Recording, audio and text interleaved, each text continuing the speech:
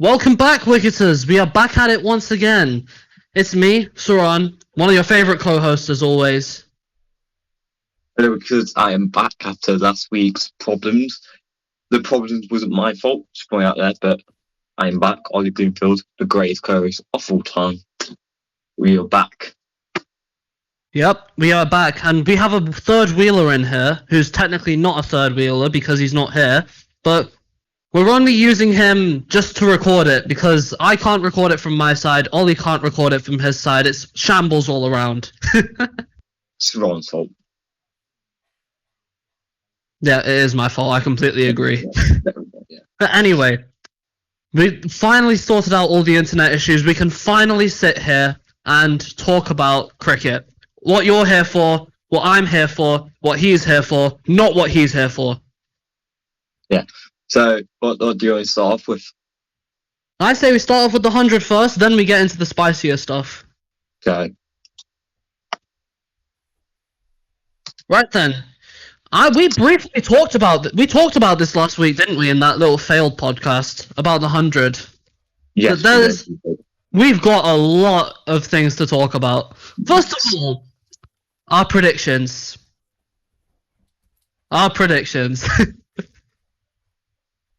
Now, I don't know if you guys remember, there was this one guy on this podcast, co-host. He's a very interesting guy.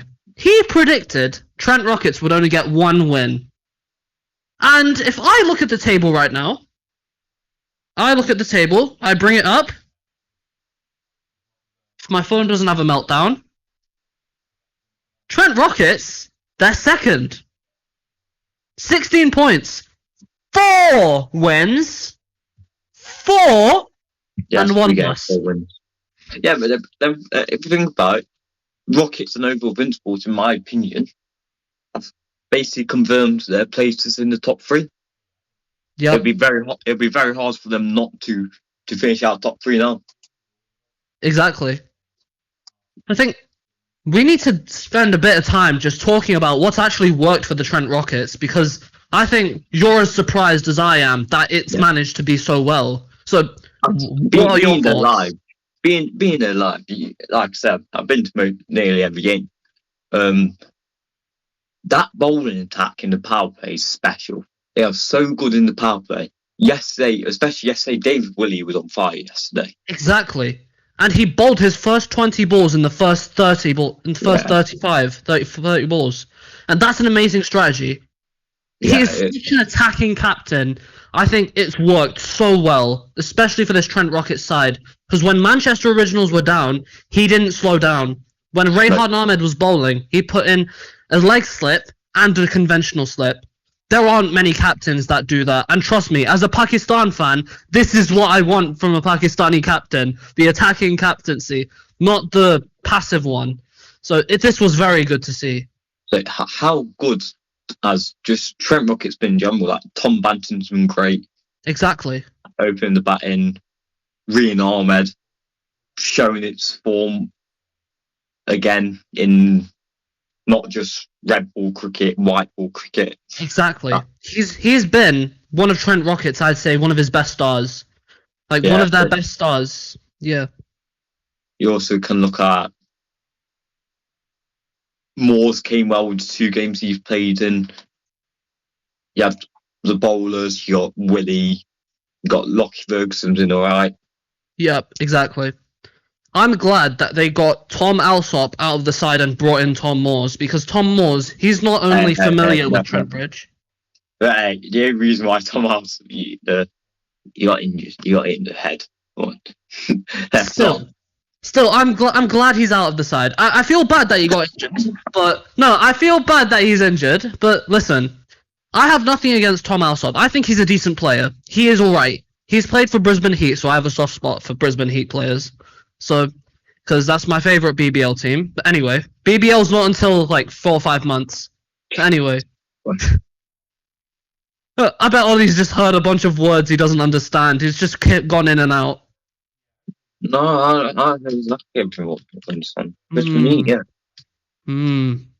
But Tom Moores, I have a soft spot for Tom Moores. Nottinghamshire player. We love Nottinghamshire. Horseman. I love Tom Horse too. Big fan of Tom Horse. Even though I used to, he was awful, but he's found also this year he's been really good this year. Even though exactly. Before he was awful. He was, but that's the thing about the 100. Like, it doesn't matter how good your previous form was. There's always a different chance. You always have one more game to do well in. And for Tom Moores, especially the knowledge that he has of Trent Bridge in general, plus he's an amazing gloveman. We've seen that so many times. He was really fast behind the stumps. And just overall, probably a very decent wicketkeeper. I think we should move on from Trent Rockets because they've been great. We know they have. Yeah. And move on to over Invincibles really quickly. How great they've been. Again, I think not many people really expected them to fail, to be honest, because the side is just that good. It's just that good. But I want to talk specifically about Jordan Cox. Wow. I know. That batting performance when he got the high score ever was special. It was really special, wasn't it? Outstanding, incredible. Every single ball hit clean. It was amazing to watch. Exactly, I completely agree. And the thing about Jordan Cox was he was so unfortunate not to make his international debut earlier this year. So unfortunate. Yeah. But he's genuinely can be a part of the argument. The ODI T20 squad. It was that innings against the Welsh fighter. It was the day after the England squad was announced, and that's what he does. He's like, "I'm right here." Exactly. I definitely think if one of the touring party gets injured, then Jordan Cox is a surefire replacement to put in there. He is put. But I want to talk about some of the struggling teams now. We've talked a little bit about the most successful teams in the 100. We've talked about Trent Rockets and briefly Oval Invincibles. I want to talk about Manchester Originals. They rely on Portland to score way too much. They really do, don't they? And it's a shame, really. Their bowling attack has been outstanding this tournament, hasn't it? And I'm sure there's a bowler that you really want to get into who's been announced in those England squads. Oh, Sonny Baker. Sonny Baker's so good. Mm-hmm. I really think he should go to the Ashes. I'm not even joking. Yeah. I was listening to Michael Atherton before the Manchester Originals and Trent Rockets game on Sky. Michael Atherton, if he was an England selector, he would choose Sonny Baker to go to the Ashes. Like, he was straight up about it. He admitted it straight away. The 100%. fact was that Sonny Baker reminded him of like an X-Factor England bowler. And remember, this is from a guy who's a previous England captain, who's played over who knows how many tests. And if someone like that calls you out saying that you have talent and you could have a long international career, that is special. I'm very disappointed if he doesn't go to Ashes on. Pardon? I think he's so good. I'll be very disappointed if he doesn't go to the Ashes. I agree. Good. Completely agree. We even saw on that day against Trent Rockets, he wasn't even getting smashed. I mean, apart from that first ball where it was like he got 5 wides off of it, apart from that, he had the control, he had the pace. It was really good, wasn't it? He got root out. Exactly. Probably one of England's greatest test batters. Not one of the greatest England test batter. The greatest England test batter. There you go. And yeah, Heinrich Klaassen. I want to speak a little bit about him. Last game, he came good for the Manchester Originals. Yeah, I agree. Disappointing. I saw on the live stream, I was watching a bit of the Trent Rockets game on the live stream because Sky was actually showing it for a change instead of just showing the women's ones. So, and that comment section was filled with so much hate for Heinrich Klaassen. So much. Like, they were calling him South Africa's most overrated batter, and how he's overrated, and the fact that he isn't a loss to South African cricket. But I come in with this argument saying that look at the last game. the last game, he practically almost saved the innings for Manchester Originals, and that's something that he does really well. Now, admittedly, I've seen the delivery that Rehan Ahmed used to get rid of him. If he was in his prime, he would be launching that about out of the stadium. That was a rank long hop that deserved to get out of the stadium. Rehan got really lucky that he didn't get hit for a six. But the fact is that Heinrich Klaassen, he's in this little rut of form. He's not in as good as form as we usually expect. And that's why he didn't exactly hit it that far. And plus the pitch as well also made it kept low because it was raining the day before on that Trent Bridge pitch. Yeah, and that's why it was a spin haven. No, it was also raining before. I was in town centre and it was raining. I was like, oh dear. But that's fine. It worked well in the end. I was like, straight away, ball first. Yep. Now, I want to speak about one more struggling team before we move on from the 100. Birmingham Phoenix. Oh dear. Didn't we both predict them to win? We both predicted them to win. Oh, dear me. Oh no. They're not even get top 3. They're top 3. Yep, it's been disappointing, hasn't it? Probably one of the three of the most exciting players. Will Smeed, Ben Duckett, Joe Clark. I thought you was about to say his name. We'll get onto him later because there's going to be a big discussion. Seems like every week we have a big discussion about one man. We do. We really do. Right. What are your thoughts? The top 3. Very disappointing. Very, very disappointing. Will Smeed and Ben Duckett in recent years has been two of the best players in the 100. They this have. Year, both of them just been so disappointing. I think the issue that they've got is Will Smeed was opening in last season, and that's where he got most of his success.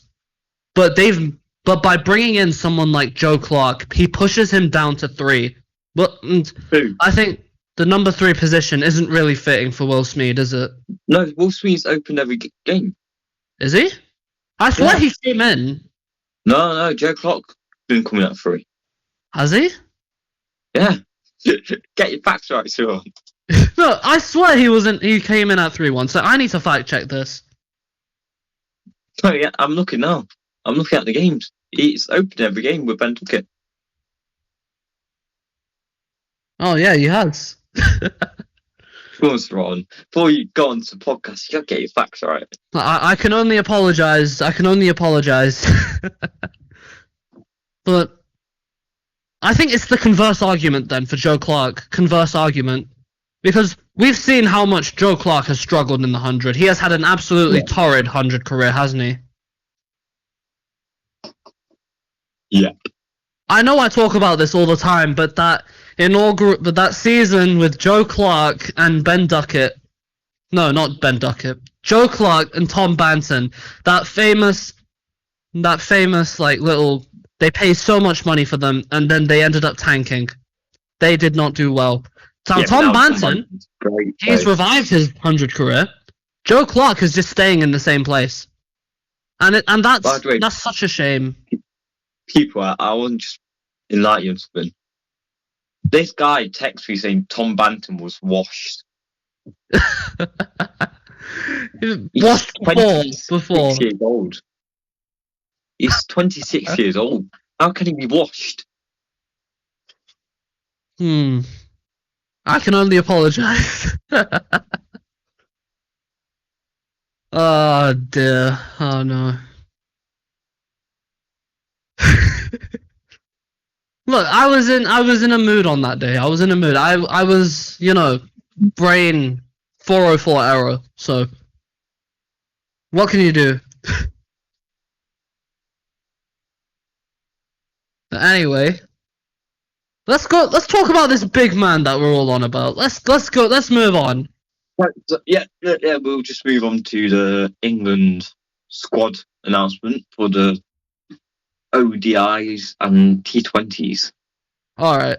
Very interesting. So very, very. Is there a lot of surprises in the squad? Not really. It's the people you'd expect to be there. in the squads because I'll read you out the South African men's squad for the ODIs. You got Brook, Banton, Butler, Duckett, Root, Smith, Bethel. Wait, Cars, Ollie, move Jack, your face a bit more in the middle of the camera. Yeah, there. Jacks, Overton, Ahmed, Happy Ahmed's there, Archer, Baker, Mahmood, and Rashid.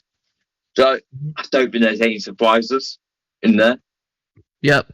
It's nice to see Sonny Baker in there, definitely. They're getting him some game time before the Ashes, and that's especially important for Jacob Bethel's case as well. Yes. I'm happy to see Ryan Ahmed in there. I hope he plays this time because last time he was included but didn't play a game. I think they might play him alongside Adil Rashid. It will depend on the pitch. If it's a really good spinning pitch, I reckon they'll play both. The only person who I'm questioning in there again is Jamie Overton. Like, come on, people, why are you still picking him? I think it's just because he's a seam bowling all-rounder, and I think that's a lot of what England really wants. It's something famous we've come to expect from England. Like, their batting depth is absolutely incredible, and I think they just want to pick more players in that mould. And which is why, if Sonny Baker improves his batting, then he could be a completely regular as well. I understand that, but it's like, come on, people. There's other people out there. You don't need to go for Jamie Overton every single time. They should have gone with Craig.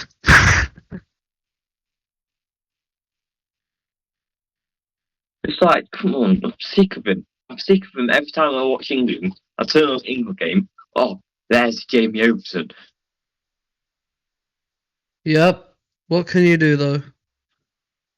Anyway, Jacob Bethel as the captain for... Wait, no, we haven't got to that part yet, so... Alright, we'll save that part for now. We'll save it for now. I think Ollie wants to speak a lot about that.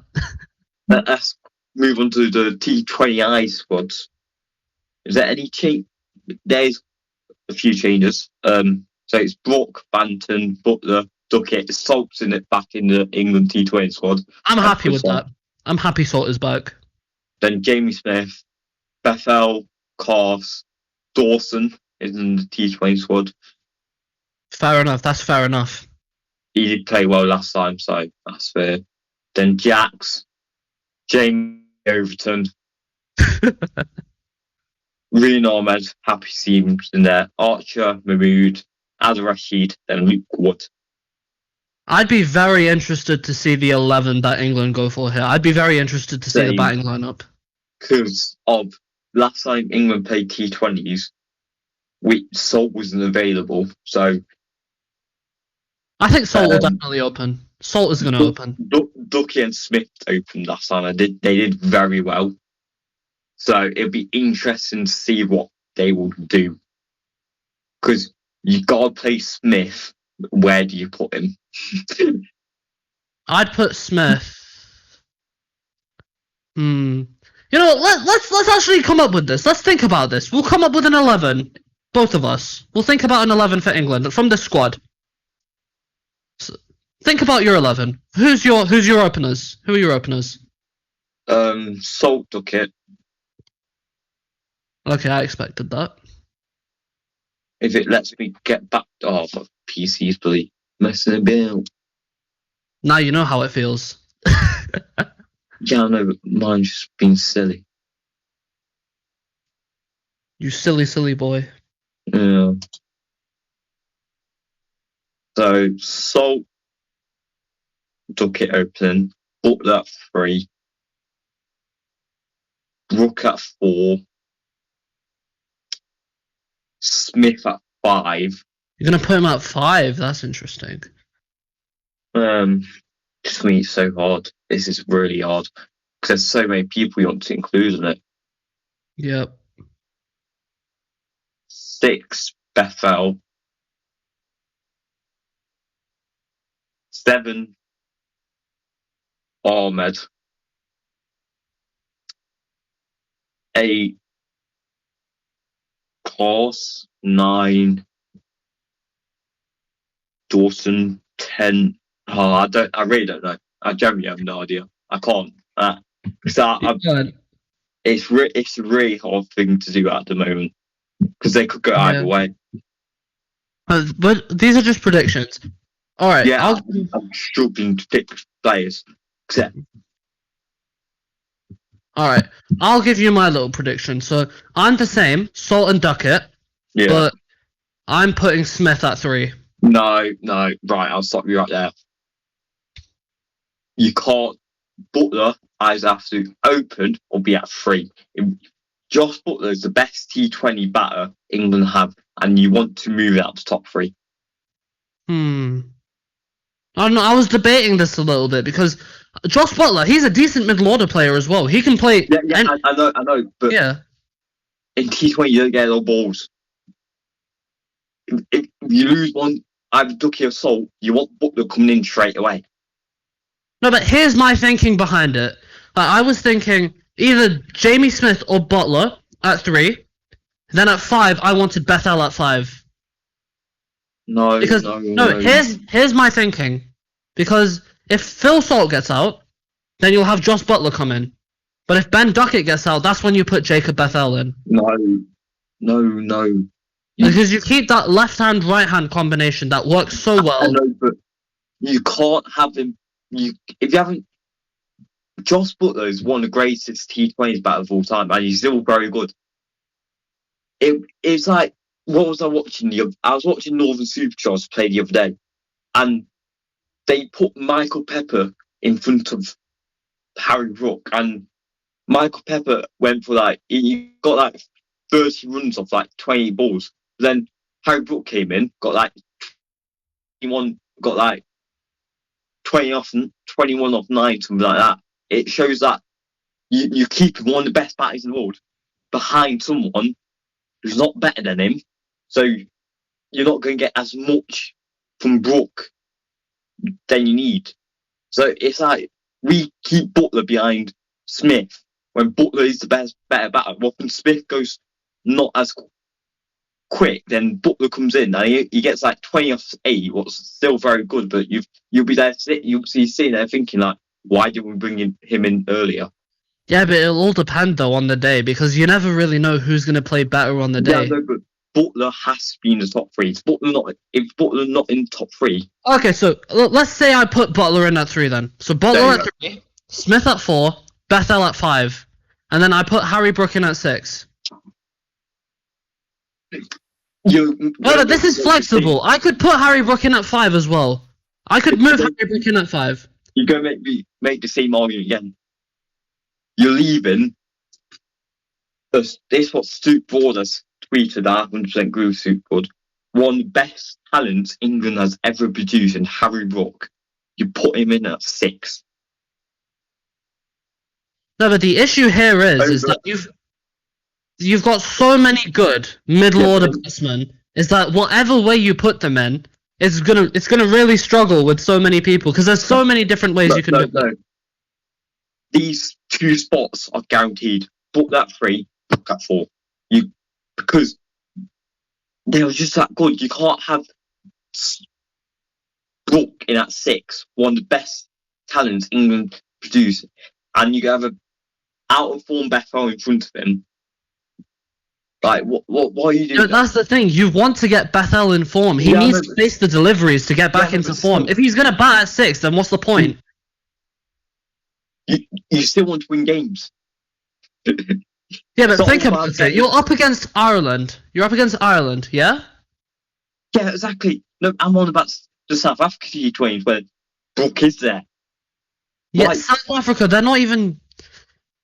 No, I agree, they're a strong side, but still, I think England will win easily. They're currently beating Australia, aren't they? Yeah, but... In T20, so it won't be easy. Yeah, but Australia don't even have their proper bowling lineup, though. They don't have Ben stuck in there. We're not going... Just because we want to get Bethel playing games, we're not going to sacrifice Harry Brook, the captain. Why would we sacrifice the captain? Move your camera more in the middle. Why would we sacrifice our captain? For him? Yeah, I'm just giving you an 11. Obviously, like the roles that we can both decide the roles, but I'm just giving the 11 that I would choose. So I was even saying this. The numbers, they don't really matter because But they England. do matter. No, listen. Look, the numbers, they don't matter because listen.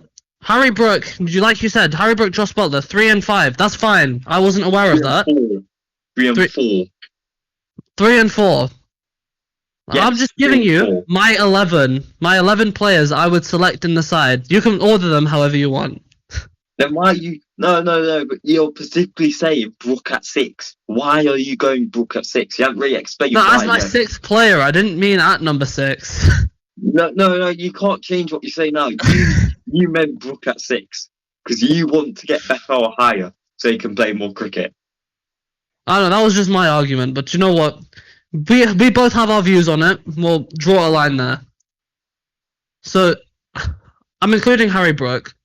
Now, this is a toss-up between Dawson and Rehan.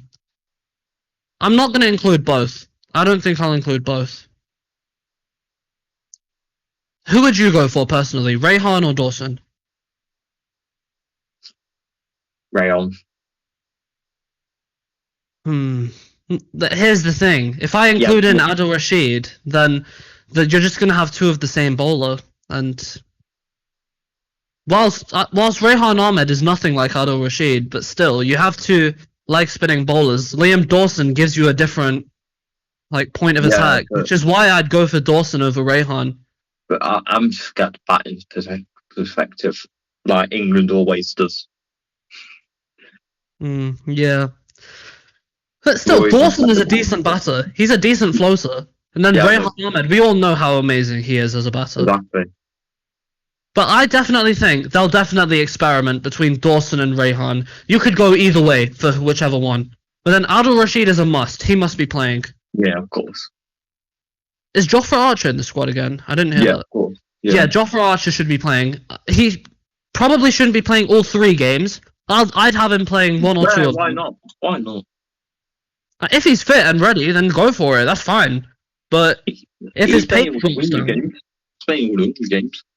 Yeah, he's doing decent in the 100 as well. Not bad. And then I'm either choosing Saqib Mahmood or Sonny Baker. One of those two for my. He's on the T20 squad. Wait, which squad? Wait, Sonny Baker. He's in the ODI squad, is he? Yeah. He's not in the T20 squad. Okay. No, Luke Wood's what other fast bowlers are in the squad? What other fast bowlers? Luke Wood and Jamie Overton and Brandon Close. Okay. Luke Wood and Bryden Carston. I'm choosing those two. So not Saqib Mahmood. Nope. Yeah. Because Luke Wood and Bryden Carston, they can both bat. And Luke Wood probably one of England's, I might say a bit of a bold statement here, but one of England's best left-arm fast bowlers. Yeah, who else do we have? Tamar Mills. What about Reece Topley, because we all know how good he is.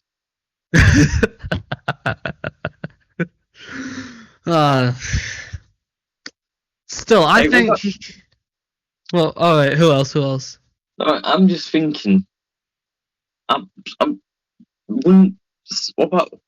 I understand they're trying to move away from the likes of Sam Curran and Liam Livingstone, but they're both in good form. Yep. But that's the thing about this England side, though. Once you're dropped, it's very difficult to get back in. It is very difficult to get back in. It's like they're basically saying when you get dropped out of the squad and you've been there for a long time, they're basically saying your international career's done under McCullum. You're not coming back. Yep, exactly. It's a shame, really, isn't it? Liam Livingstone he's in the best form of his life right now, in my opinion. But I made a point about Liam Livingstone on one of the reviews of the 100. And that is, he's too inconsistent. That's true, 100%. It's a big... And on that review, I'm pretty sure someone on TikTok, and by the way, quick shout out to TikTok, 50 followers, thank you guys so much. And I will be putting the hat and glasses on TikTok for reasons I cannot state. But But thank you guys so much for that. But we had a comment on there that was saying, and thanks for the guy who commented as well, that like Liam Livingston was quite consistent. And I can see that argument as well. There's two sides to that argument, because his 100 career has always been really good, hasn't it? Yeah. And then even in the Blast this year, he had a good run of form. But then when we look at his international career, I feel like there's such a big step up from franchise to international, and then from Vitality Blast to international as well. This is the exact same issue with Pakistan. Like, the big gap between domestic cricket and international cricket is too big, because they don't have the quality. Well, it's different in England, because England have so much talent, there's so much quality. And then when you have someone like Liam Livingston, who's in that weird little grey area between domestic cricket and international cricket, that it's only natural to see them stall in international cricket, but then continue to do well in domestic. Yeah. I feel like so many players fit into that category. So let's move on to the final squad announcement. What we got? Mm-hmm. Yeah. So this for the Ireland T20s. So let me state them first. There's no Test players in this squad who played the India series, except for one. We'll get to him in a minute. Luke Wood, Adil Rashid, Matthew Potts is in this. Finally, took his time. Sakeem Mahmood, Tom Hartley, Sonny Baker in this T20 squad, Rian Ahmed, Jamie Overton. He's back. Will Jacks, Liam Dawson, Salt, Butler, Banton, and the captain,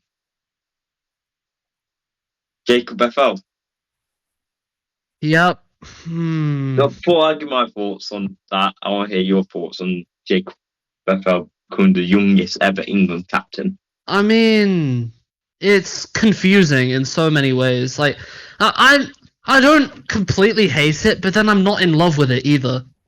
It's like, it's so confusing, because first of all, you're giving the captaincy to someone who's played barely any cricket across the last 3-4 months, who's really struggled in the 100 so far, and then who struggled against India in that last test.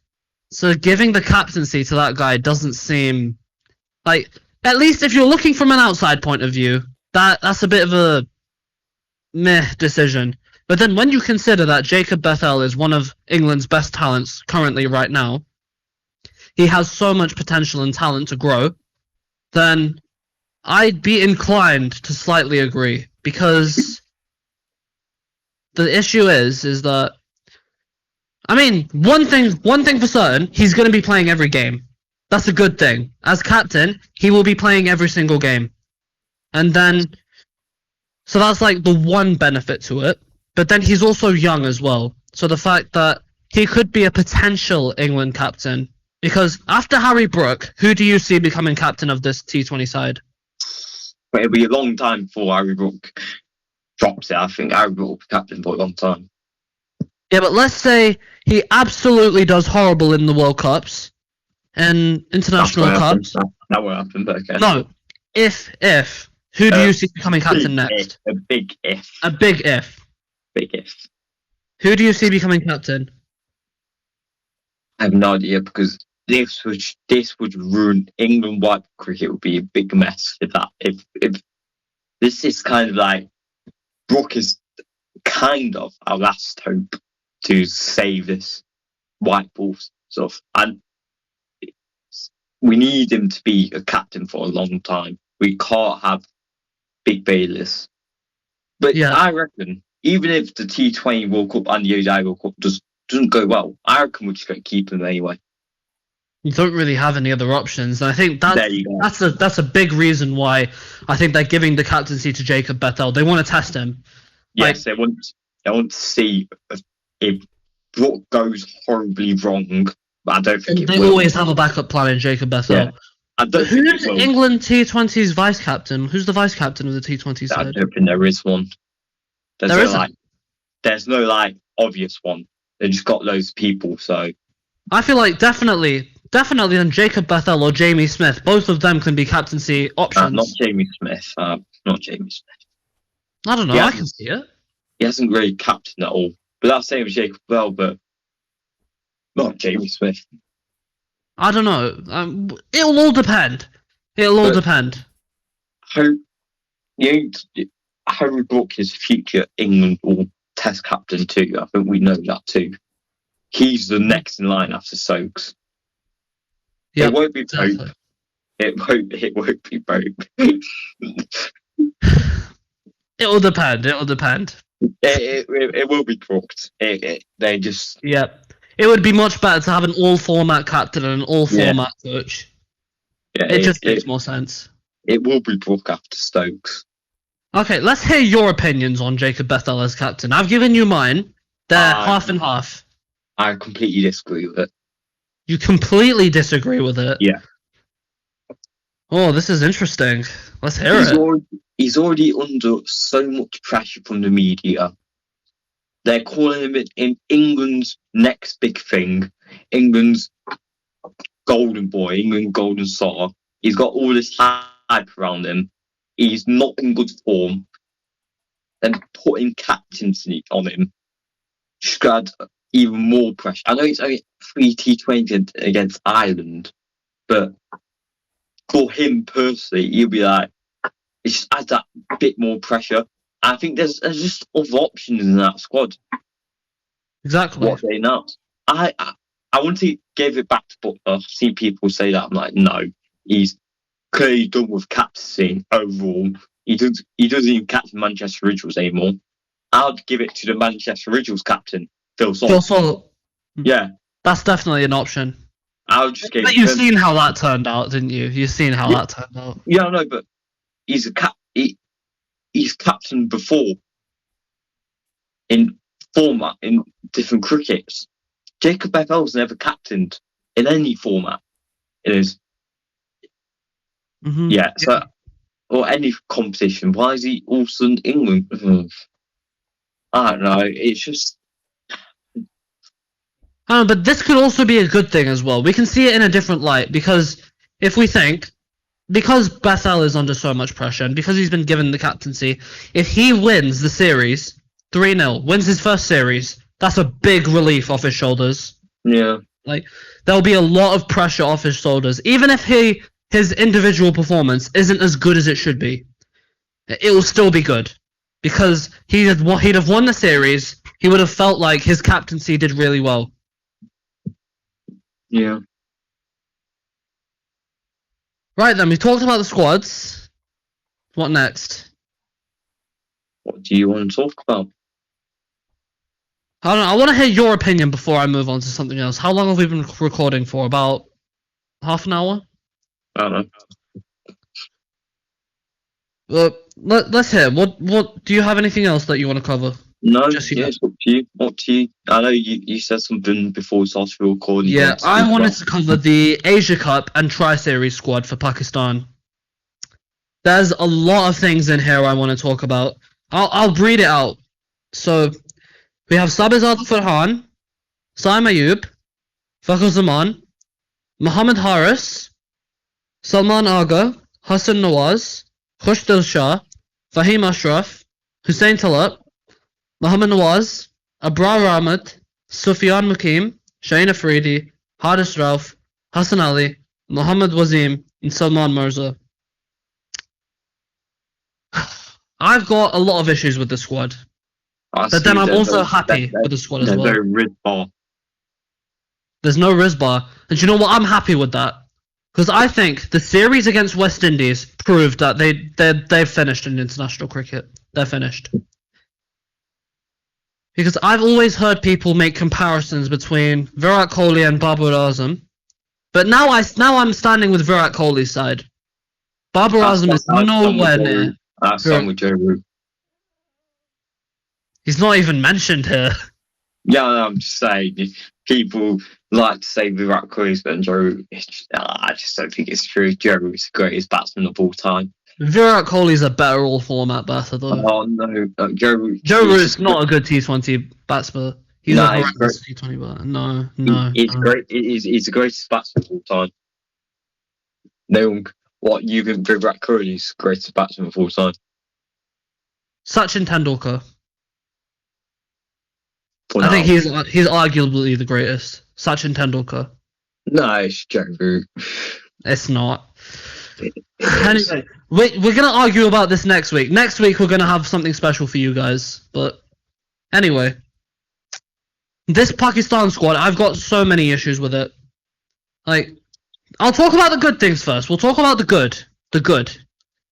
So I'm glad that they've got Fahim Ashraf and Mohammad Nawaz back in the squad. I'm glad that that's the case because they are two players who have done really well. And Pakistan have dropped them for no reason, especially when they have so much potential. So I'm happy that they're back. I'm happy they're still playing. And let's see. What else? Haris Ralph. He's back. He's fit. He's fit again. He's not injured. I hope he doesn't get injured. If he gets injured, then it won't be very good. But I'm glad that he's back. He's been in good form. And he's genuinely... I'd argue he's probably Pakistan's best bowler right now. Because the rest of our bowlers, they've been absolutely horrendous. And the thing is, he's one of the only bowlers in our squad who can bowl over 150. The rest of them, medium paces. And it's not very ideal.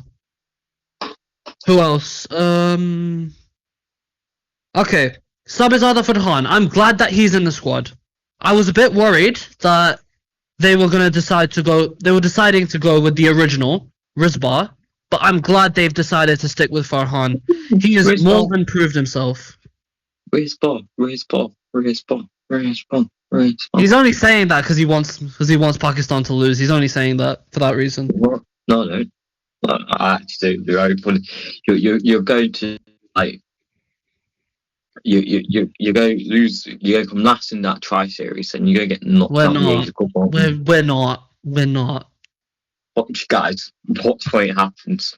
How I'll be laughing. Well, watch when you lose the Ashes to Australia. Then we'll see. We'll see then when you lose the Ashes. But the biggest thing about this Pakistan squad, the biggest thing I'm happy with, is that they're actually investing in young talent. They've decided to do away with some of the older players, and they've brought in players like Hassan Nawaz, and then Sufyan Mukim, Abrar Ahmed, Saim Ayub, the young players that have done so well in the domestic circuit, and Pakistan in general. Mohammad Wasim as well. Yeah, I agree. I almost forgot. These guys, because the issue was, you've reminded me of Mohammad Wasim. We'll talk about that in a bit. I have another mini rant about that, but basically, I'm happy that they're investing in this middle order talent because they've tried Hassan Nawaz as an opener against New Zealand. They saw how that worked. That was not ideal. He was very inconsistent.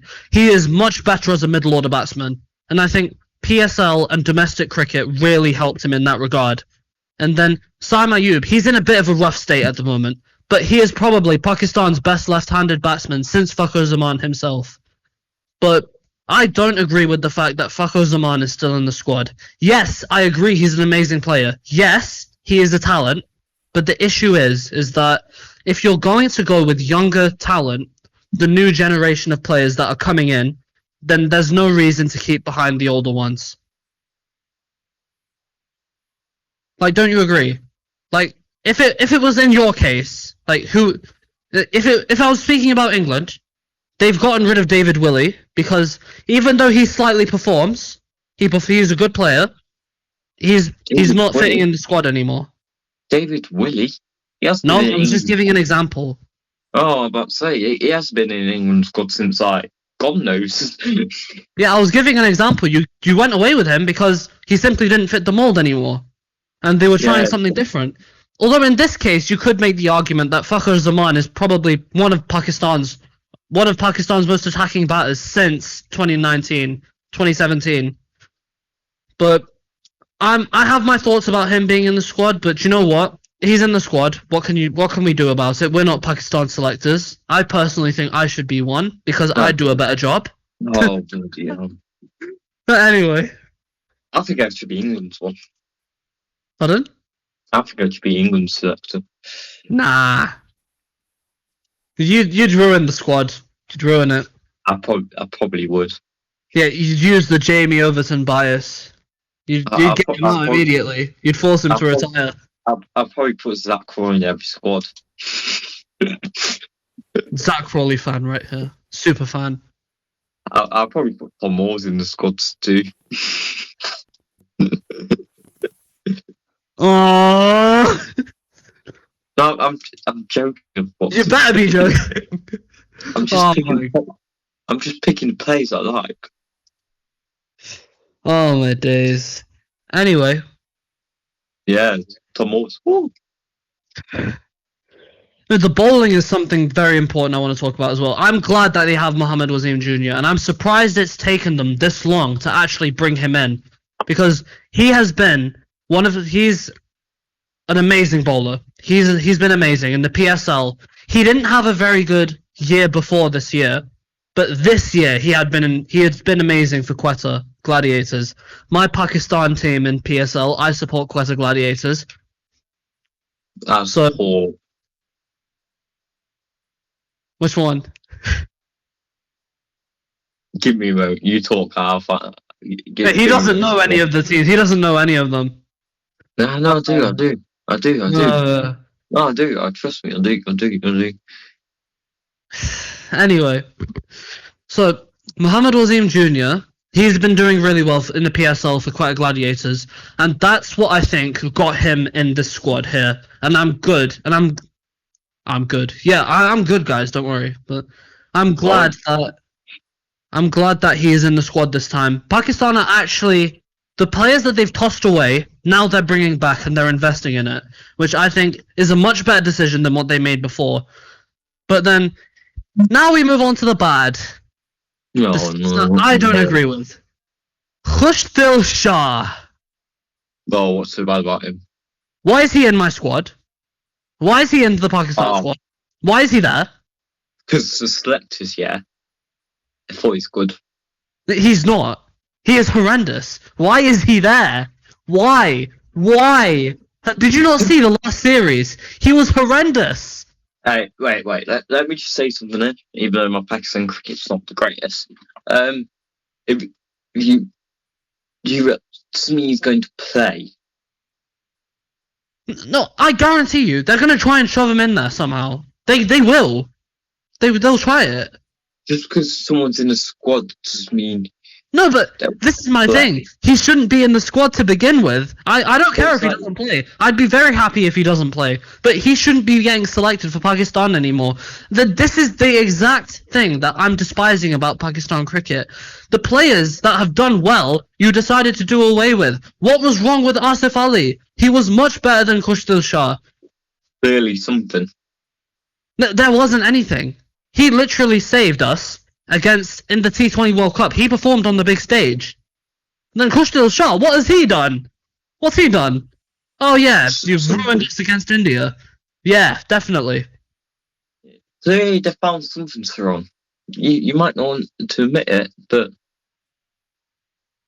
I don't care. This is my Pakistani biasy coming in. If it was up to me, Khushdil Shah wouldn't be going anywhere near Pakistan squad. He performed in BBL. That doesn't mean anything unless you perform in international cricket. He's had his second or third chance. This should be it. If Pakistan selects him, if he has a good Asia Cup, then I eat all my words. Then I will sit here and I will say that he's a good player if he performs well in the Asia Cup. Apology. Pardon? Public apology. Yeah, I'll give the apology, but I guarantee you that it won't happen because he won't perform in the Asia Cup. And this should be the final nail in the coffin for his international career. So that was my biggest complaint about it. He seems alright. But guess seems what? like a player. Oh my days. I swear, when I see this guy tomorrow, I'm gonna strangle him. I swear. Why we see me tomorrow? Oh yeah, we can't tell the viewers about that. Anyway, so Nazim Shah, I don't know why he isn't in the squad. Because Wait, I think I've got the answer. what do you think the answer is? Basically, to select the sport, they don't think he's been good enough, so it's like, we're not going to. Oh, the selectors are on some magic mushrooms or something. They've been having some. That's a crazy accusation. The selectors of Pakistan are messed up in the head. Nepotism. It's all Pakistan. It's corrupt. It's corrupt. I tell you. It's all backward thinking. It's corrupt. I tell you. Is it though? It really is. I don't want to delve into Pakistan politics on here, but it is corrupt. It is 100% corrupt. How do you know? If you delve into Pakistan politics for even a minute, I think you would know as well. Anyway, have you found your PSL team yet? You found it yet? Yeah. Who? It was Lahore Region Blues.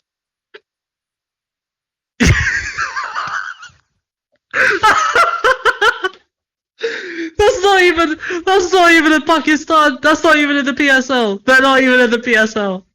I haven't looked. I've just about run the team. I'm not even looking. Lahore Region Blue. What on earth? What on earth were you looking at? Well, no. I wasn't even looking properly. It's Lahore Qalandars. That's the Lahore team. Cool. See, this guy's a liar. You all saw it for yourself. You all saw for yourself that he lied, right there and then. Yeah, I don't want the PSL. Yeah, you should watch the PSL. Amazing. No. Because he's in on it with the Indians. That's why he doesn't watch the PSL. He only watches the IPO. The Indians. Yep. Do you watch the IPL? Yeah. You don't even bother watching the PSL. Did you not hear my rants during the Indian national team? Oh yeah, don't worry. I've heard you rant. You've just decided to change your tune. I see how it is. I see. I'm still annoyed. He's still annoyed, guys. He's still annoyed. I am. We're still releasing India versus England shorts. I think that's what's annoying him the most. Yeah. Oh my days. I suck at this job. Oh my days. Anyway, I think that's all I want to cover. What about you? You got anything else? No, I feel we should end it here. I feel we should end it here. Alright then. Well, thank you guys so much for watching this edition. I'm sure you've had just as much fun as we had. Of course, you didn't see what happened earlier when we kept getting phone calls and when the technology wasn't working. It was very fun, I'm sure, as you'd imagine. But thank you guys so much for watching. Make sure to give us a subscribe if you enjoy our content and if you want to support us. Click the like button on the podcast to show that you like it. Check out the other episodes of the podcast. Last week's episode, I did a solo podcast. I talked briefly about the 100. And I covered Pakistan cricket in this one because I couldn't do it in the last one. And then check out our India versus England podcasts as well. Our reviews of that series that we're calling one of the greatest of all time. And if you're watching on TikTok, then give us a follow. Make sure to like. Give us a comment as well. Preferably not recording from a toaster, like we got a couple times. We'd love to hear your cricketing opinions as well. Thank you guys so much for 50 followers on TikTok. Thank you for 17 subscribers. We've gained a couple in the last few days. Really thank you for that. Last few shorts, we've gotten over 200 views. Again, thank you so much for that. If you like our content, make sure you keep watching them. And you're also gonna have to check them because I'm not I haven't ticked the part where it says that you get a notification from it, so you're gonna have to check in your inbox. But as an average, 12 a.m., then 4 p.m. No, I got that wrong. 12 p.m., 4 p.m., 6:30 p.m., 12 a.m. Those are the 4 times we're releasing shorts. So make sure you keep those times saved for that. They'll be about a minute or two long. If you could sacrifice that for us, that would be amazing. But anyway, thank you guys so much. Like, subscribe, follow, click the notification bell end, and we will see you in the next one.